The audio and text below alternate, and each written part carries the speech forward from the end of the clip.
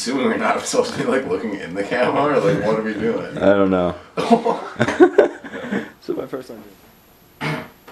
So, riding an elephant in Thailand, an orphan playing a ukulele in Cambodia, cliff jumping and shark cage diving in South Africa, and plantain farming in Nicaragua. What do all of these things have in common? Well, this, and much, much more, happened to me over the past 9 months on a gap year mission trip that I took instead of going to college right away. I just want to take a couple of minutes to talk about a trip that just completely changed my life.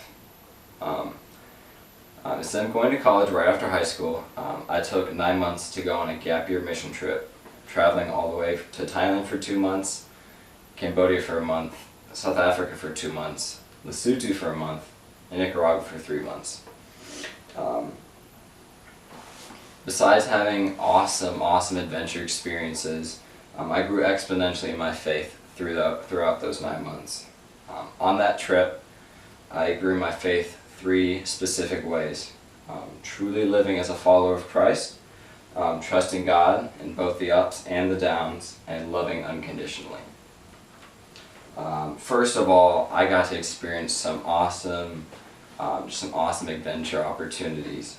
For instance, in Thailand, I got to ride an elephant, which I don't think any of you guys have done that, but it's actually really cool, especially because you're up about like 25 feet in the air on top of this huge animal, and it's just a really cool thing. In Cambodia, I got to go to Angkor Wat, which is this huge ancient religious monument. And when we were in this valley with all these, there's probably about 500 of these ancient 800-year-old Buddhist and Hindu temples. It was just kind of taking you back to a much older time. It was actually really cool. In South Africa, I got to live in this place called Jeffreys Bay, which was right on the beach, and it's, in my opinion, one of the prettiest places on earth. In South Africa, I got to overcome my fear of heights by jumping off a 50-foot cliff. And I also managed to survive shark cage diving. In Lesotho, we hiked a 12,000-foot peak, which ended up being the highest point in southern Africa, which was a really cool hike, especially because when we were up there, all of the clouds kind of surrounded us. And in Nicaragua, I survived a crazy spring break weekend, and in one night slept everywhere from the beach to rocks to hiking a hill at 2:30 in the morning to sleep behind a billboard. Needless to say, on this trip, I got to experience adventure to the fullest, and it was an awesome, crazy experience. But not only did I get to have adventure, I also learned what it is like to live as a follower of Christ. In Romans 12, verses 9 through 13, it really describes this well. Don't just pretend to love others, really love them. Hate what is wrong, hold tightly to what is good. Love each other with genuine affection, and take delight in honoring each other. Never be lazy, but work hard and serve the Lord enthusiastically. Rejoice in our confident hope, be patient in trouble, and keep on praying. When God's people are in need, be ready to help them, and always be eager to practice hospitality. Now, on my trip, I had the ability to love the least of these kids. Everyone from prostitutes in Thailand to orphans in Cambodia and Nicaragua to the homeless in South Africa. I just really got to live out this verse. One specific example was, of just living out this verse was in Cambodia. We had actually lived on an orphanage for an entire month. We got to love the least of these, love these children, just genuinely love them when they were being ostracized at their schools because they were Christian. And we just had the opportunity to just serve them and serve them dinner and just love on them. I actually ended up giving my ukulele to one of the kids there, and just the tears of joy that he had when he realized that I was giving him the ukulele are just forever ingrained in my brain. On South Africa, I learned what it's like to work hard because almost every single day we worked either on a construction site or at a horse farm picking up poop from 8 to 3 every day. So I learned what it's like to work hard for the Lord.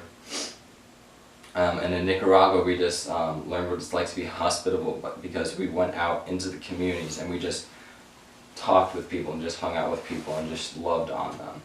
And that was a really cool thing. On my trip, I just really learned how to live out that verse, how to love others, and how to just be hospitable, and how to just work hard for the Lord, and just in whatever ways, even if it is picking up horse poop, that you just still just give it all for the Lord. Besides loving the Lord in an adventure, I also learned to trust God in the ups and in the downs.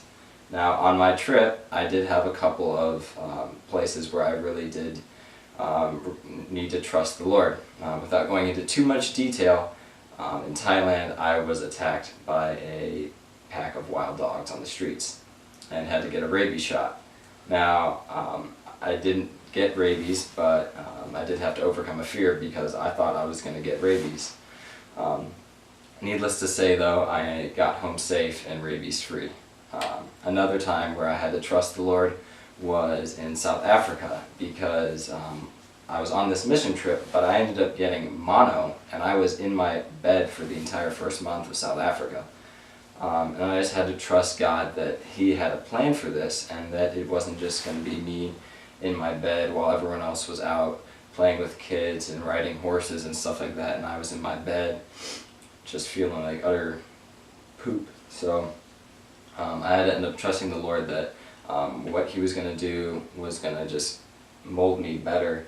And through my month in Lesotho and my second month in South Africa, I had an even better time than I could have imagined. And that first month being sick really set me up for success in the next couple of months. So it just kind of gave me a month to rest. And finally, one of the biggest lessons I learned on the entire trip would have to have been loving unconditionally. I learned how Christ has loved me. And we say we can do these kinds of things, but when we put into practice, sometimes it can be very difficult. Two instances where I can think of that both involve children that I had to work with. The first kid, Nang, was a kid in Cambodia, and this little boy would go around and he would cut his fingernails into little points and would go around scratching us. Now it can sound very hard to love this kid, but God worked on me through that entire month to show me that even if this kid is spitting on us and scratching us, that he deserves love as much as my mother and my father do. And through the end of the month, God really worked in me, and I got to love on this kid, and I got to see him smile and dance around and be funny, which was something that he didn't do a whole lot, and his host told us that he didn't do that a whole lot. So the opportunity that I got to really love on this kid, even when it was hard at times, and this kid's going around scratching on you and spitting on you and kicking you out of your hammock and stuff like that, but just like the redeemingness is a really cool thing that I got to see.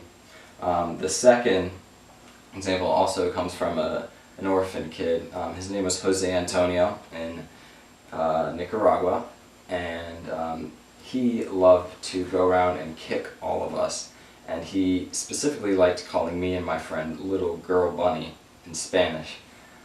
So he was just kind of trying to undermine us, but it was very hard for the kids at this orphanage to grow close with the missionaries coming in, because they were subject to a lot of short-term missionaries coming in, so they didn't really trust people because they just thought that they were going to go away right away. But since we were there for 3 months, I really got to build up a relationship with him, and through our mutual love of soccer, I got to really hang out with this little guy and really got to love on him super well. So through my trip, I learned that how to love even when it's hard to love, or the person doesn't want to be loved by you, that you still have to love them anyways. In conclusion, I got to experience some really crazy and wild adventures, but above all, I learned 3 really important things about myself and what it looks like to follow Christ. I got to experience what it's like to live, as the Bible says, to live as followers of Christ. I got to see what it's like to trust God in some crazy ways, and I got to see what it's like to love as God first loved me. Thanks, guys.